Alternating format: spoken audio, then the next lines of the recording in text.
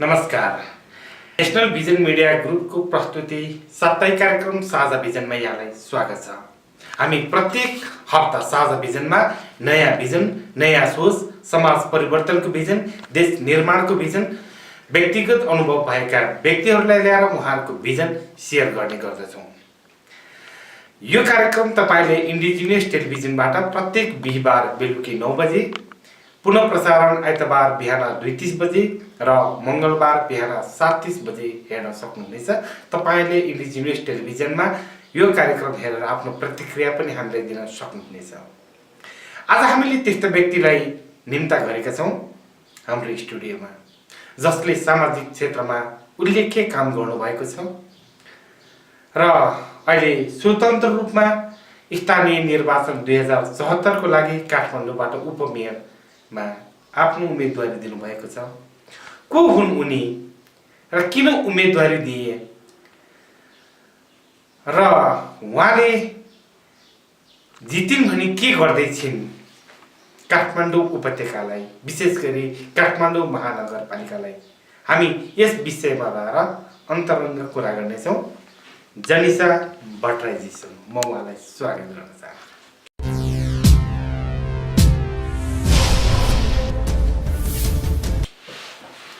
नमस्ते। आरामै हुनुहुन्छ? हजुर सन्चै छु। चुनाव प्रचारमा धेरै व्यस्त हुनुहुन्छ होला?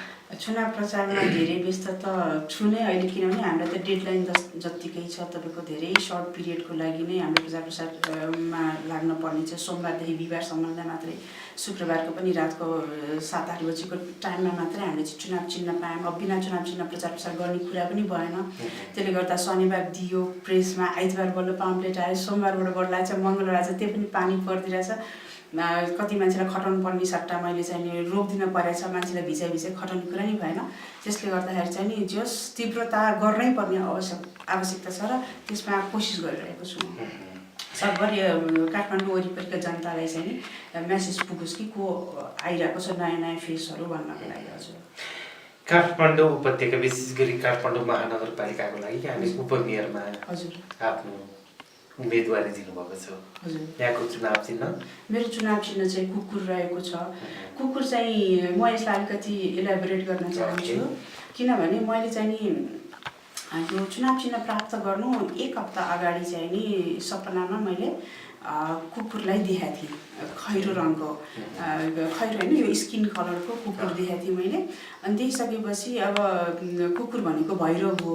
एउटा कालो कुकुर देख्दाखेरि चाहिँ नि नेगेटिभ छ भने मेरो यो स्किन कलरको ब्राउन कलरको कुकुर चाहिँ नि तपाईँको चाहिँ नि राम्रो हो भन्ने कुरा गुगल गरेँ पहिला त।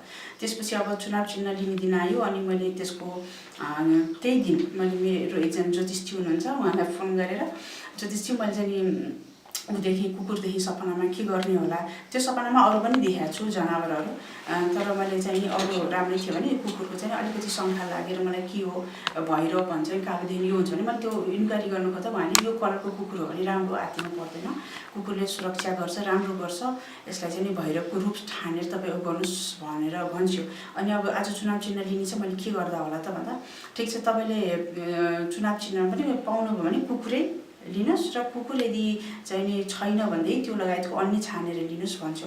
अनि नभन्दै पनि पहिला त मेयरहरूको पालो आयो चुनाव चिन्ह गर्न, त्यसपछि मेयरको पालो आउँदाखेरि चाहिँ नि उनीहरूले छानिसकेपछि त्यहाँभित्र बस्नेले यसो गरेर फोल्ड गर्नुभएको थियो पाम्पलेट होइन, त्यो माथि छानिसक्यो भने यसो हेर्दा त यहाँ फर्स्टै कुकुर रहेछ क्या, यो माथिको थियो चिन्हहरू, त्यसमा यसो गरेर फोल्ड गर्दा यहाँ ठ्याक्कै कुकुर आएपछि मैले होइन केही रिजन हुनसक्छ भयो भने मलाई सङ्केत गरेर सब कुकुर लिन्छु। कुकुरले पनि अब हामीलाई घरको लागि रक्षा गर्छ र के अरे कुकुर पूजामा पनि हामीले कुकुरलाई नै पूजा गरेर हुन्छौँ, त्यसको पनि पछाडि कुनै रिजन छ। त्यो कारणले गर्दाखेरि र सबै एङ्गलबाट चाहिँ कुकुरले रक्षा नि गर्छ, वफादार नि हुन्छ भन्ने कारणले गर्दाखेरि चाहिँ रक्षा इन द सेन्स कुकुरको रक्षा भयो, घर मालिकलाई रक्षा। अब कुकुर चिन्ह लिएर त्यसको चाहिँ नि उसमा मैले अहिले उपप्रमुखमा उठ्दाखेरि मैले देशैको रक्षा, देश इन द सेन्स मलाई जुन विभाग सुम्पिन्छ काठमाडौँ महानगरपालिकाको त्यसको सुरक्षाको लागि चाहिँ नि मैले ल ठिक छ यही चिन्ह लिन्छु भने मैले कुकुर चिन्हलाई चाहिँ नि रोजेको काठमाडौँ महानगरपालिकाले यहाँले रक्षा गर्नको लागि हजुर हजुर तत्पर हुनुहुन्छ। हजुर छु। यहाँ नयाँ अनुहार छ काठमाडौँ उपत्यकावासीको लागि, हजुर आफ्नो परिचय कसरी दिनुहुन्छ? म चाहिँ नि काठमाडौँको बालुटारमा बसेको लगभग तपाईँको 80-90 वर्ष जति लगभग भइसकेको छ। हजुर, पुस्तौँदेखि नै छ। मेरो हजुरबुवा चाहिँ नि उपकुलपति चुडानाथ भट्टराईज्यू होइसिन्छ। उहाँ चाहिँ नेपालको विद्वान होइसिन्छ, स्कलर होइसिन्छ। अनि उहाँकै पालामा चाहिँ नि आज 17 वर्ष अगाडि चाहिँ नि के अरे इन्डियाको राष्ट्रपतिलाई नेपाल निम्त्याइएको थियो। अनि अब ड्याडी पनि बिजनेसमा राम्रो होइसिन्थ्यो रसेन्द्र भट्टराई। उहाँको पनि के अरे आफ्नो फिल्डमा त्यही किसिमका राम्रा कुराहरू छन्। त्यो बाहेक मेरो जिजु हजुरबुवा लाइक के अरे राममणि दीक्षित होइसिन्छ। उहाँले पनि त्यत्तिकै नाम हुने काम गरिबसेको छ। त्यसले गर्दाखेरि अब हाम्रो चाहिँ मणिग्राममा यो 1600 बिघा जग्गाको उहाँ चाहिँ ओनर भइबसिन्थ्यो। उहाँले त्यहाँ बस्ती बसाल्थ्यो, राम्रो काम गर्थ्यो। राममणि कलेजदेखिको लिएर शान्ति देवी स्कुलसम्म सबै गरिबसेको छ। सानो सानो मन्दिरहरू खोलिबसेको छ। सो जिजु हजुरबुवाले पनि त्यत्तिकै राम्रो काम गरे, ग्रान्डफादरले पनि त्यत्तिकै राम्रो काम गरिबक्छ। अनि त्यसपछि लाएर मेरो ड्याडीले पनि अब घरमा मम्मीहरूले पनि आफ्नो किसिमको च्यारिटी वर्क या अरू कामहरू गरिरहेबसेको छ।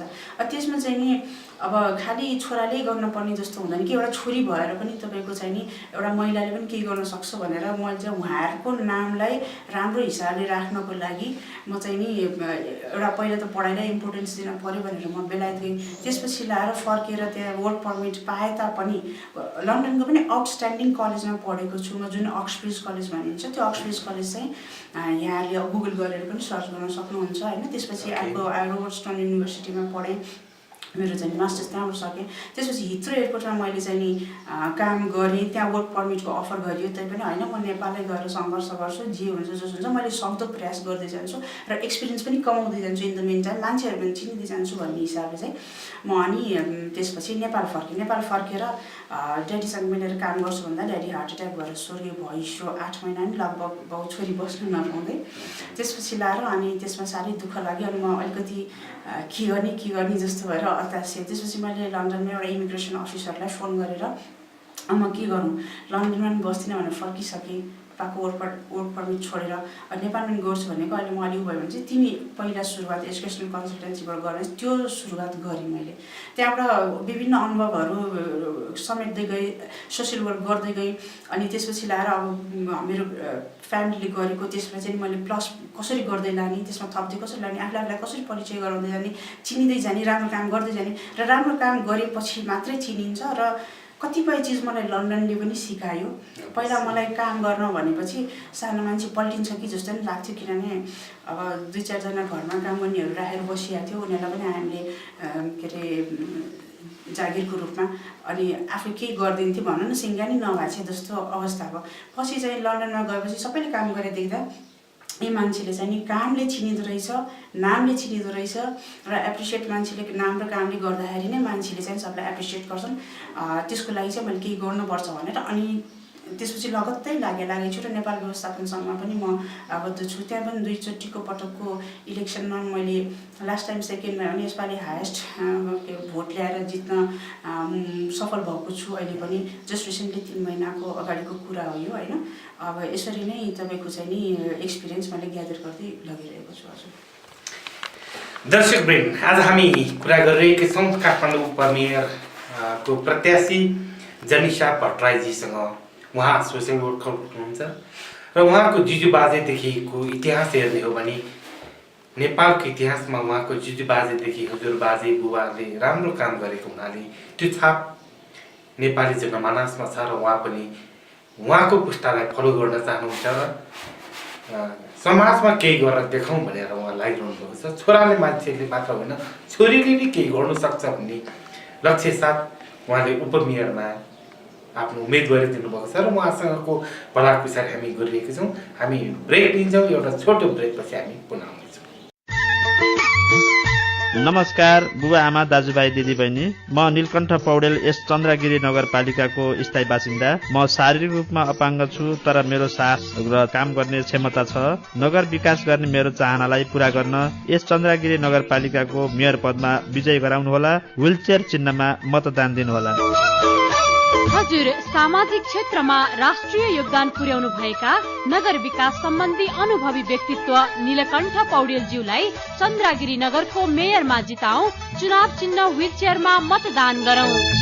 चन्द्रागिरी नगर विकास उनको अभियान, सपना साकार गर्न व्हील चेयरमा मतदान। राजनैतिक पार्टीलाई हेर्यौं पटक पटक, नीलकण्ठ पौडेललाई हेरौं यस पटक।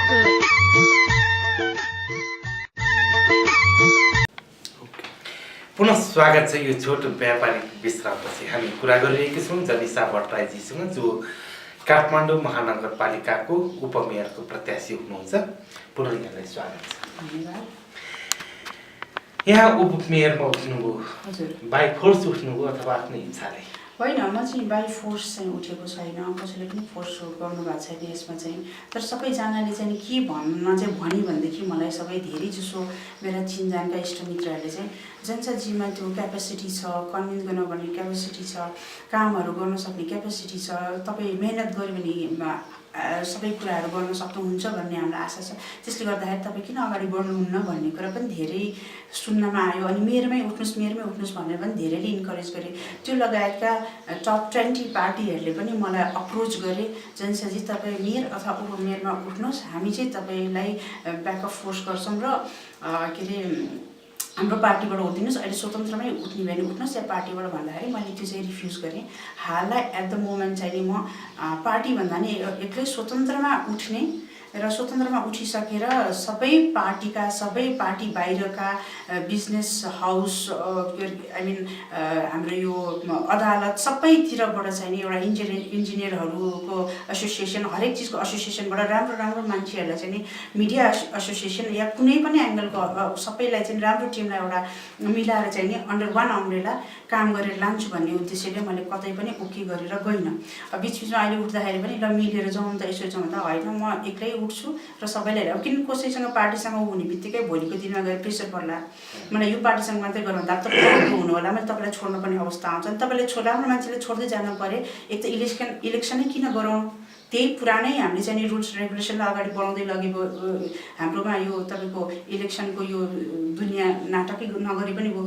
यदि साँच्चै इलेक्सन गरेर राइट मान्छे आएर राइट पोजिसनमा बसेर चाहिँ नि राम्रो काम गरेर जाने हो भने चाहिँ नि अहिलेलाई हाललाई यो एकदमै बग्दिदो परिस्थितिलाई र जनमानसले चाहिँ खोजेका चिजहरूलाई अगाडि ल्याउनलाई टिमवर्कको आवश्यकता छ। त्यो टिमवर्कमा सरकार पनि मिल्न जरुरी छ, जनता पनि मिल्न जरुरी छ। सरकारले चाहिँ नि यता फोहोर उठाएर राम्रो गरेर लाने, म्युनिसिपलले उता जनताले चाहिँ नि सुटुक्क कसैले नदेख्यो भने फुत्त फ्यालिदिने, त्यस्तो पनि हुँदैन। हामी सबैजना मिलेर देश बनाउनुपर्छ, के अरे आई मिन एउटा संस्था बनाउनुपर्छ जुन म्यानेजमेन्टको हिसाबले जस्तै हामीले यसरी बनाउनुपर्छ। यसमा फोर्स कसैको पनि छैन, म आफ्नै हिसाबले चाहिँ उठेको छु।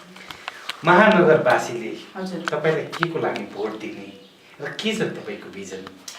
महानगरवासीले मलाई भोट चाहिँ नि के को लागि दिने भने अब सबैजना चाहिँ नि आजित भइसकेका छन्, भोलि डेभलप होला कि पर्सि डेभलप होला कि आज होला कि के होला भनेर त्यो प्रतीक्षा गर्दा गर्दा यहाँ त धेरै वर्ष पहिलादेखि जुन जोगी आए पनि कानै चिरेको भइरहेको छ। हजुर त्यो चुनावको बेलामा लड्डु बाँड्छ, मिठो सपना देखाउँछ, हजुर जितेर गइसकेपछि सबै बिर्सिदिन्छ। हजुर त्यो त्यस्तो कुराहरू नै यहाँ चाहिँ अहिले चाहिँ हजुर महानगरवासीले तपाईँलाई भोट चाहिँ किन दिने यो कार्यक्रम हेरिरहनु भएको छ, स्पष्ट रूपमा बताइदिनु। वेल मैले चाहिँ लड्डु बाँडिनँ। लड्डु इन द सेन्स लाइक अब फ्लाइओभर बनाइदिन्छु भोलिदेखि नै, रेलवे ल्याइदिन्छु भोलिदेखि नै, सिप नेपालको लागि लिएर आउँछु भन्ने भोलिदेखि नै, आइएम सरी, त्यो चिज त्यो तीनटा ठुलो चिजहरू अहिले हाललाई हुनेवाला छैन। किनभनेदेखि 10 वर्षदेखि अब 20औं वर्षको हेर्न लाएर खोतल्न लायो भने त त्यो नेपाल अगाडि बढ्दैन।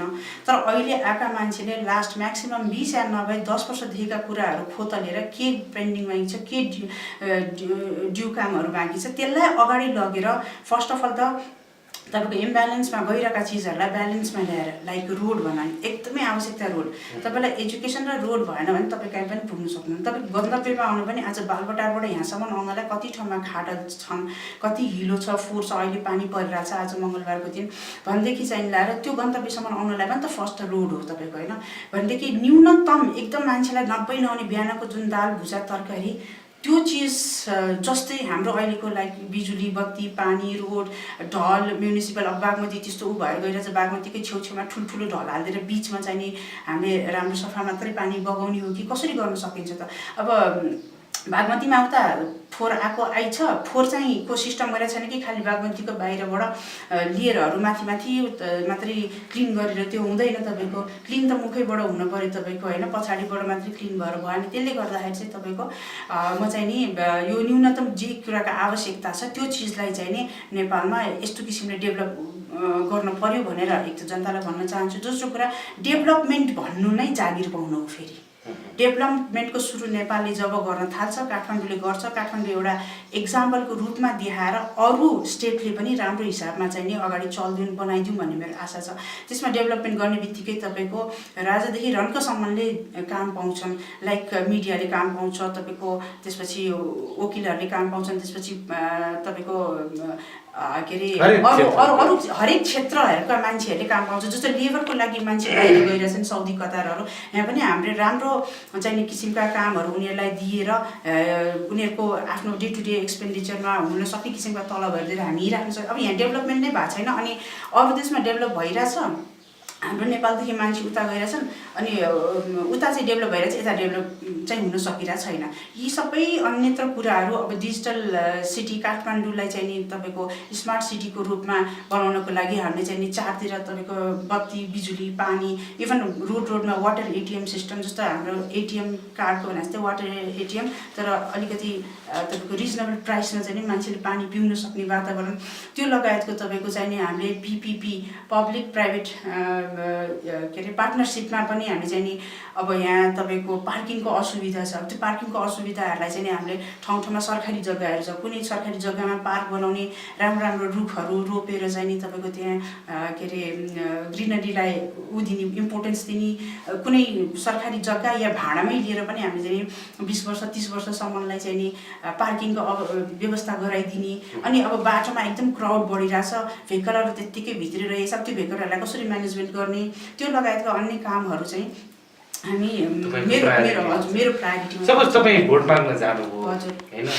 एउटा अनएजुकेटेड व्यक्ति जसले काठमाडौँको चाहिँ धुवा धुलोदेखि लिएर यहाँको महँगी सबै उसले बेहोरेको छ, उसले चाहिँ फेस गरिरहेको छ, उसले चाहिँ तपाईँलाई सोधे तपाईँ जित्नु भयो भने नम्बर वाइज पोइन्ट वाइजमा 5 वटा चिज भनिदिनुहोस् तपाईँ के गर्नुहुन्छ भन्यो भने के भन्नुहुन्छ? म चाहिँ नि नम्बर पोइन्ट वाइजमा भन्यो भने सबैभन्दा पहिलो कुरा त रोड चाहियो, पहिला रोड चाहियो, त्यसपछि लाएर के अरे पानी चाहियो, त्यसपछि लाएर एजुकेसन चाहियो, त्यसपछि लाएर तपाईँको चाहिँ नि जब चाहियो, त्यसपछि लाएर क्लिन एन्ड ग्रिन चाहियो। त्यो चिजलाई चाहिँ फर्स्टमा मेजर प्रायोरिटीका साथ अगाडि बढाइन्छ। हजुर यहाँ त अब देशभन्दा बाहिर पनि जानुभएको छ, विदेशमै पढ्नुभयो, विदेश शिक्षा हासिल गर्नुभयो होइन, यहाँको यो अन्तर्राष्ट्रिय लेभलमा सम्पर्क कस्तो छ, विशेष गरी सार्क राष्ट्रहरूमा, यसको बारेमा अलिकति बताइदिनु। वेल म चाहिँ नि बाहिर सार्क राष्ट्रमा मेरो राम्रै फ्रेन्डसिप छ सबैजनासँग, किनभने म बाहिरबाट पढेर आएपछि पनि मैले लन्डनमै पनि धेरै सार्क कन्ट्रिजकै मान्छेहरू पनि भेट्दा उहाँहरूसँग पनि मेरो फ्रेन्डसिप हो। त्यो लगायतको म आफैले पनि पहल गरेर चाहिँ नि नेपाल आएर अलिकति मैले नेपालमा कामको एक्सपिरियन्स ग्यादर गरेर अलिक बोल्न सक्ने क्यापेसिटी आफूलाई बिल्डअप गराएर डिल कसरी गर्ने, मान्छेहरूलाई कन्भिन्स कसरी गर्ने, कुन सब्जेक्टमा बोल्दाखेरि चाहिँ मान्छेलाई म कन्भिन्स गराउन सक्छु र के गर्दा राइट हुन्छ भन्दाखेरि इकोनोमिक डेभलपमेन्टको लागि चाहिँ भन्ने कुरा मैले देखेपछि बल्ल 2014बाट चाहिँ मैले जुन चाहिँ कहिलेकाहीँ हाइलो हुन्थ्यो वर्षको 1-2 चोटि भने अब त्यो साथीहरूलाई निरन्तर दिएर चाहिँ नि ल अब भेटौँ गरौँ केही गरौँ भन्ने हिसाबमा लागेँ। त्यसपछि मैले बिस्तारै रिलेसन बढाउँदै जाँदाखेरि मैले मन्त्री के अरे लाइक बिजेपीको उसँग अमित शाहसँग भेटेँ, त्यसपछि राजनाथ सिंहज्यूसँग भेटेँ, सेक्युरिटीको कुरा गरेँ, डेभलपमेन्टको कुरा गरेँ, ट्रेनको कुरा, रेलवे मिनिस्टरसँग,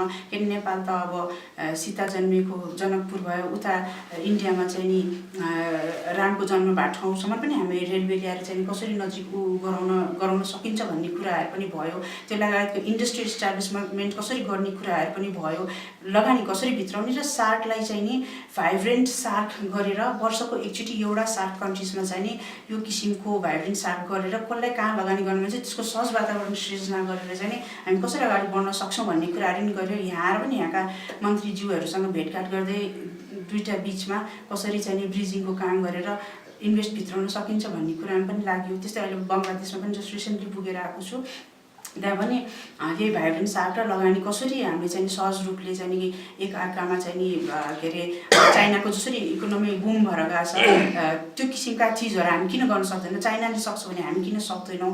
चाइना पनि उही मान्छे हो, उही लेबर हो, उसैले त्यतिकै मेहनत गरिरहेको छ भने हामीले पनि त्यो मेहनतमा चाहिँ अगाडि बढ्न सक्छौँ भन्ने कुरा पनि भयो। अहिले जुन 1 बेल्ट 1 रोड भन्ने कुरा पनि उठिरहेको छ, त्यो पनि राम्रो हो, त्यो छिटो भइदियो हुन्थ्यो। मैले हालै सुनेको छु अब निकै छिटै नै चाहिँ नि के अरे एग्रिमेन्ट पनि हुन्छ भनेर, त्यो अन्तिम चरणमा पुगेको छ, त्यो पनि खुसी लागिरहेछ मलाई होइन। सो इन्टरनेसनल रिलेसन राम्रो छ, हामीले यहाँ वातावरण राम्रो सृजना गर्न सक्यौँ। अबका नयाँ पिँढीहरूले अगाडि लग्यौँ भनेदेखि हामीले इन्भेस्ट भित्राउनलाई कुनै ठुलो कुरा छैन। मान्छे एकदम तदारु भएर बसेको छ नेपालमा लगानी गर्ने, किन नेपाल एउटा भर्जिन कन्ट्री पनि भयो, त्यसले गर्दा most of the people are ready to invest in Nepal. नेपालको भविष्य उज्जवल एकदम उज्जवल छ हजुर। ओके, हामी कार्यक्रमको लगभग अन्तिम चरणमा आइपुगिसकेका छौँ। अब महानगरवासीलाई यहाँको अन्तिम शब्दहरू के छ? नमस्ते, म जनिसा भट्टराई। म चाहिँ नि के अरे यो उपमेयरको पदमा चाहिँ नि उठ्दैछु राम्रो गरौँ भनेर।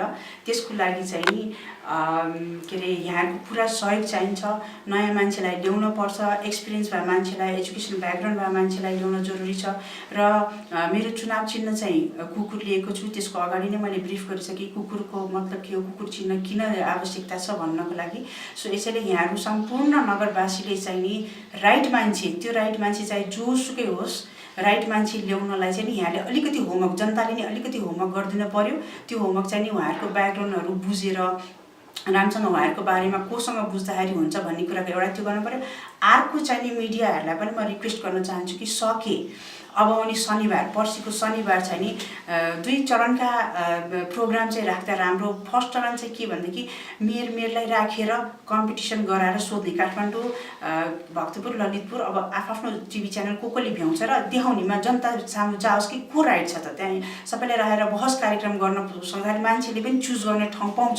यो चाहिँ राम्रो रहेछ, यसले चाहिँ गर्ला जस्तो लाग्यो भनेर उनीहरूले आफ्नो भिजन कन्फ्युजनलाई पनि क्लियर गर्न सक्छ। त्यस्तै उपप्रमुखको लागि पनि अर्को सेटिङ क्रिएट गरेर कति पनि उपप्रमुख अहिले काठमाडौँबाट उपप्रमुख 13 जना उठेका छन् भने 13 जनालाई राखेर चाहिँ नि हाम्रो चाहिँ नि यो डिस्कसनको कार्यक्रम राख्दिएदेखि र सबैतिर यो मेसेज पुग्न पायो भने सबैले हेर्थे र कन्फ्युजनलाई क्लियर गरेर मान्छेलाई भोट हाल्थे। र अर्को कुरा एउटा जरुरी छ भने मान्छेहरूलाई अहिलेसम्म भोट चुनाव चिन्ह चाहिँ नि लगाउनको लागि मैले त मन परे एउटै छ, एउटा मैले लाउँछु भन्ने पनि छ। त्यो एउटा होइन कि 7वटा, अझ पनि जनमानसमा त्यो कुरा पुग्न भ्या छैन। सो प्लिज म चाहिँ रिक्वेस्ट गर्छु गभर्मेन्टलाई कि यहीँ काठमाडौँमा 12 क्लास पढाए विद्यार्थीले के अरे दिन्छु म त, मलाई त यो मन परेको छ, यसमा मात्रै भोट हाल्छु, हजुर मन परेको छ त्यही भएर कुकुरमा मात्रै भोट हाल्छु भन्दा मैले होइन त्यो भोट बदल हुन्छ। तिमीले चाहिँ नि 7वटामा हाल्न आवश्यकता छ, तिमीलाई जुन मनपर्छ। माथिल्लो रुख देखेँ मैले, दोस्रोमा सूर्यदेखि, तेस्रोमा चाहिँ नि यो नयाँ शक्तिको मसालदेखि गर्दै गर्दै गएर मेरो चाहिँ अन्तिममा यो 27 नम्बरमा कुकुर, उसले त्यो देखेर मैले होइन तिमीले 7वटामा हाल्नुपर्छ, तिमीलाई जुन मनपर्छ, जसले देश बनाउला जस्तो लाग्छ त्यसलाई हाल्नु भनिदिएको छु। सो यो चाहिँ पुग्न अति आवश्यकता छ हजुर। Thank you. दर्शकबिन, आज हामीले कुरा गऱ्यौँ जनिसा भट्टराई जो काठमाडौँ उपत्यका काठमाडौँ महानगरपालिकाको उपमेयरको प्रत्याशी हुनुहुन्छ र उहाँको भिजन हामीले सेयर गऱ्यौँ।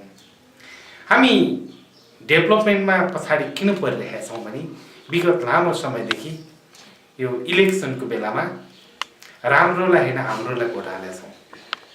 त्यस कारणले गर्दाखेरि हामी पछाडि परिरहेका छौँ। अब त्यो समय छैन, हाम्रोलाई होइन राम्रोलाई, एक्सपिरियन्स भएको, एजुकेटेड भएको, भिजन भएको व्यक्तिलाई चुन्नु परेको छ। किनभने अब सिंहदरबारको अधिकार गाउँमा जाँदैछ, सहरमा जाँदैछ।